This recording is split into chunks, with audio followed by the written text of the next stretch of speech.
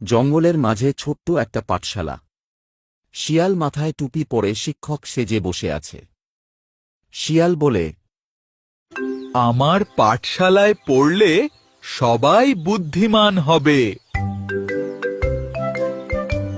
এক কুমির তার 7টা বাচ্চা নিয়ে আসে। কুমির বলে, শিয়াল ভাই, আমার বাচ্চাদের ভালো করে পড়াবেন। প্রতিদিন শিয়াল একটা করে কুমিরের বাচ্চাকে লুকিয়ে খেয়ে ফেলে।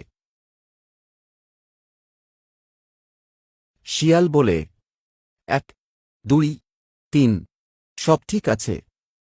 কুমির কিছু বুঝতে পারে না। একদিন কুমির দেখে বাচ্চা কমে গেছে। কুমির বলে, আরে, আমার বাচ্চারা কোথায়?